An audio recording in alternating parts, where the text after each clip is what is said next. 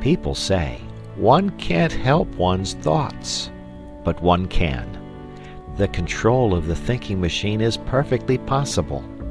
And since nothing whatever happens to us outside our own brain, since nothing hurts us or gives us pleasure except within the brain, the supreme importance of being able to control what goes on in that mysterious brain is patent. This idea is one of the oldest platitudes, but it is a platitude whose profound truth and urgency most people live and die without realizing. People complain of the lack of power to concentrate, not witting that they may acquire the power if they choose. And without the power to concentrate, that is to say, without the power to dictate to the brain its task and to ensure obedience, true life is impossible. Mind control is the first element of a full existence. Hence, it seems to me, the first business of the day should be to put the mind through its paces. You look after your body, inside and out. You run grave danger in hacking hairs off your skin. You employ a whole army of individuals, from the milkman to the pig killer, to enable you to bribe your stomach into decent behavior.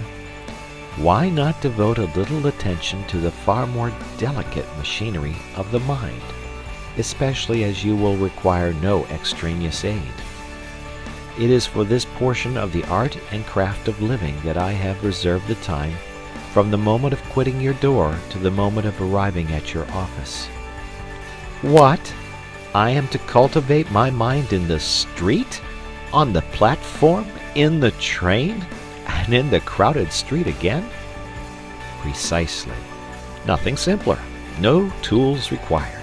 Not even a book. Nevertheless, the affair is not easy. When you leave your house, concentrate your mind on a subject, no matter what, to begin with.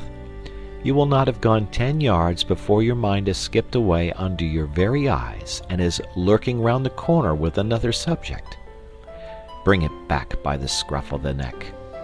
Ere you have reached the station, you will have brought it back about 40 times. Do not despair. Continue. Keep it up. You will succeed. You cannot by any chance fail if you persevere.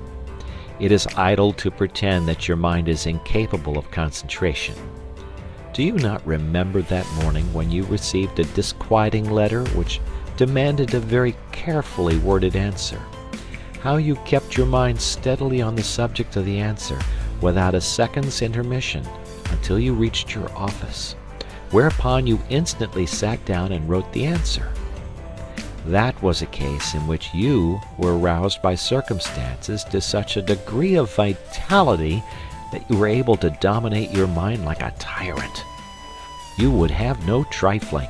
You insisted that its work should be done, and its work was done.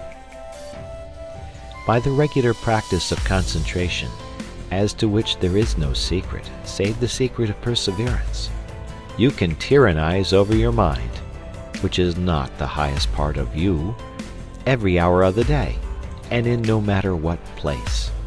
The exercise is a very convenient one. If you got into your morning train with a pair of dumbbells for your muscles, or an encyclopedia in 10 volumes for your learning, you would probably excite remark.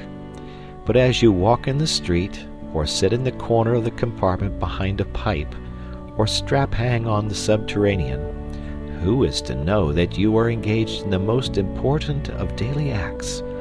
What asinine boor can laugh at you? I do not care what you concentrate on, so long as you concentrate. It is the mere disciplining of the thinking machine that counts. But still, you may as well kill 2 birds with 1 stone and concentrate on something useful. I suggest, it is only a suggestion, a little chapter of Marcus Aurelius or Epictetus. Do not, I beg, shy at their names. For myself, I know nothing more actual, more bursting with plain common sense, applicable to the daily life of plain persons like you and me, who hate airs, pose, and nonsense, than Marcus Aurelius or Epictetus. Read a chapter, and so short they are, the chapters, in the evening and concentrated on it the next morning. You will see. Yes, my friend, it is useless for you to try to disguise the fact. I can hear your brain like a telephone at my ear.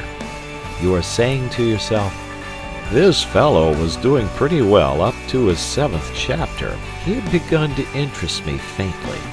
But what he says about thinking in trains, and concentration, and so on, is not for me. It may be well enough for some folks, but it isn't in my line." It is for you. I passionately repeat, it is for you. Indeed, you are the very man I am aiming at. Throw away the suggestion, and you throw away the most precious suggestion that was ever offered to you. It is not my suggestion. It is the suggestion of the most sensible, practical, hard-headed men who have walked the earth. I only give it to you at second hand. Try it. Get your mind in hand, and see how the process cures half the evils of life, especially worry, that miserable, avoidable, shameful disease, worry.